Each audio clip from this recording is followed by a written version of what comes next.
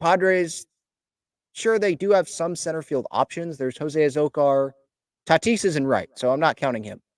There's Jackson Merrill. There's Jacob Marcy. Like, those are your three center field options right now, like real center field options. Marcy would have to blow away the Padres.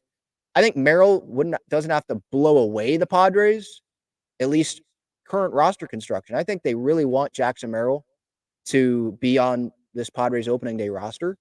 So I don't think he has to do quite as well as Jacob Marcy, but he has to play well. He has to hit. He has to show he can do it offensively in spring training. Right now, you probably want Profar on the bench. You want Merrill in left or in center, and you want to bring in a major league veteran guy to play left field or play center field, and you have Merrill in that other spot. I think Marcy probably not ready, but my opinion could change. My opinion could change on Jackson Merrill, but it really does seem like Merrill is going to be on this opening day roster as of now.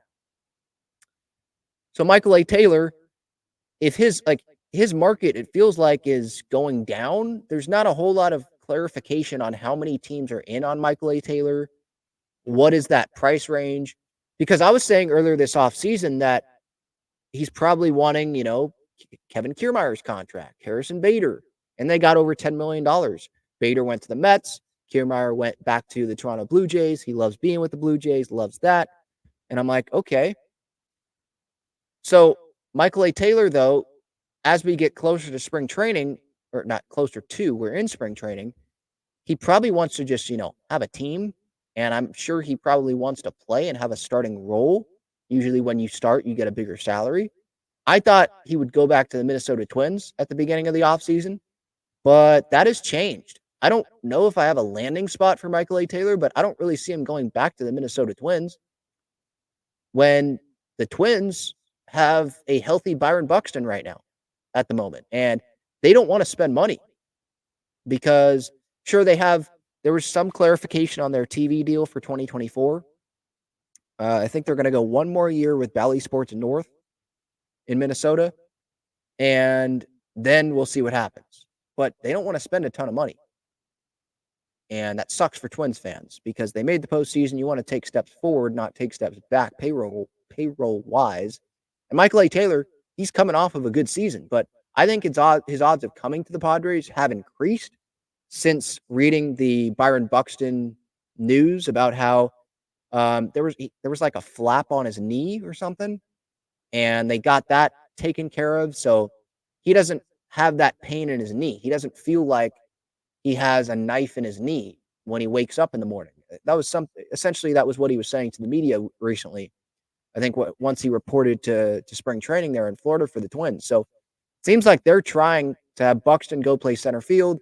Now, is that the best thing for the Twins? Probably not, to think that Buxton's going to last all of the year in center field. So Taylor could come back, but I would think that Michael A. Taylor would want a starting spot. So if the Padres can sit there and say, we'll have you start in center field and they'll have Merrill go play left, you have Merrill, Taylor, and Tatis as your outfield. You have Profar on the bench, and then you have maybe a Zokar on the bench, some other outfielder on the bench.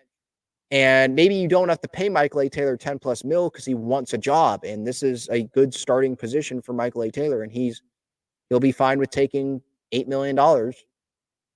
Or maybe you have to give him 10, but it's not 12 or 15 mil, right? And he'll take that because he doesn't know how many games he would get with the Minnesota Twins. And if he's trying to lengthen this career, he probably wants that sample size that he can show to teams coming off of 2024, going into that offseason after 24, that, hey, I started games and I had another good season as mainly the starting center fielder for a team. So, again, I don't know how many teams are interested in Michael A. Taylor. I would think the Padres have checked in on Michael A. Taylor recently because A.J. Preller it feels like he's always checking in on guys. Tommy Pham, I don't know how realistic that is. Eddie Rosario, maybe the Padres, they get outbid by someone. Maybe they don't like Eddie Rosario as much as maybe some Padres fans like Eddie Rosario. There's been some unexpected things that have happened. I wasn't expecting Aaron Hicks to go sign with the Angels. I wasn't expecting David Peralta to get a minor league deal, and he goes and signs with Chicago Cubs. So he may not end up signing with the Padres, but I feel like the Twins aren't the best option for Michael A. Taylor, at least him individually, in terms of starting every day in center field. I think he could get that here with the Padres at a reasonable price if the Padres say, yep, you're our starting center fielder. They give him that opportunity. If you're Michael A. Taylor, wouldn't you want to take that? Now, maybe there's other teams out there that would give him that as well, and he'd rather go there. But the Padres, they're a contender. There might be some Padres fans that don't believe in this Padres team, but at least going into the season, this Padres team should be considered a contending team.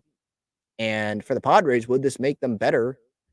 I don't know how much better it would make the Padres, but Michael A. Taylor, we know he's good defensively. Like that can replace Trent Grisham defensively in center field, right? 1.9 B WAR last year, 21 home runs. I don't think we should expect him to do that again, especially if he moves in to Petco Park.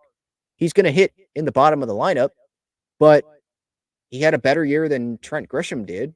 And sure, it's a righty bat, not a lefty, but it's a guy that has big league experience and he's solid in center field. And you can't be worse offensively than Trent Grisham has been these last couple of years, right?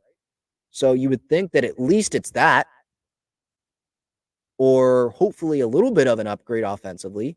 And if he's hitting at the bottom of the order and other guys can produce like they're supposed to, having Michael A. Taylor at the bottom of the order won't be that big of a deal, I don't think. And signing Michael A. Taylor will hopefully take some pressure off of someone like Jacob Marcy, and it will allow the Padres to say, Marcy, you're not ready, if he's not ready at the end of spring, and they can put him down in the minor leagues. And maybe it's the same thing with Merill, instead of forcing them to come up to the big leagues if they don't sign a Michael A. Taylor, if they don't have a center field option, and they don't want Jose Azocar starting every day in center field, which I think a lot of Padres fans will sit there and say, yeah, he's done everything that's been asked of him. We're fine with him being a bench outfielder, defensive guy, cool. Last outfielder on the bench, that's fine. But starting every day in center field, I think we'd rather see Michael A. Taylor than Jose Azocar starting every day in center field. For what it's worth, Baseball Reference projects Michael A. Taylor to hit 15 home runs not this past year. They project him to do that in 2024. They project him to have an OPS of 698, so not great. But again, if you go look at Trent Grisham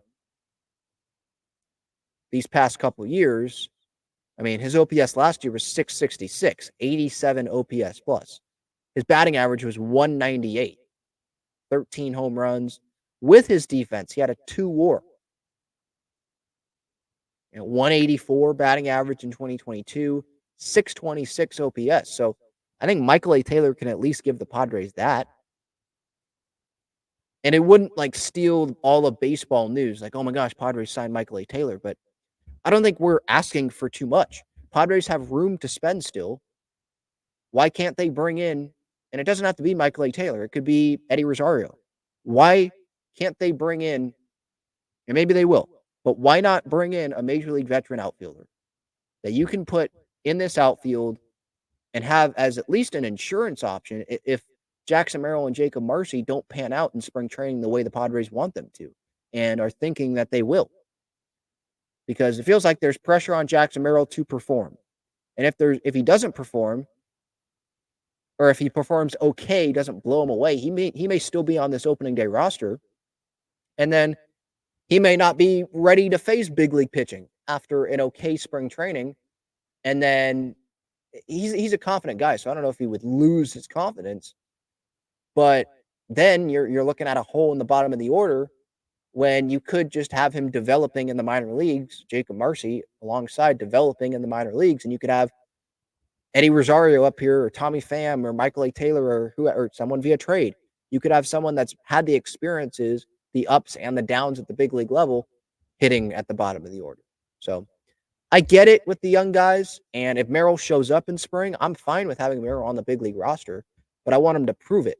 Right now, it feels like, I mean, he's just going to be on the opening day roster just because of the lack of options for this Padres team right now.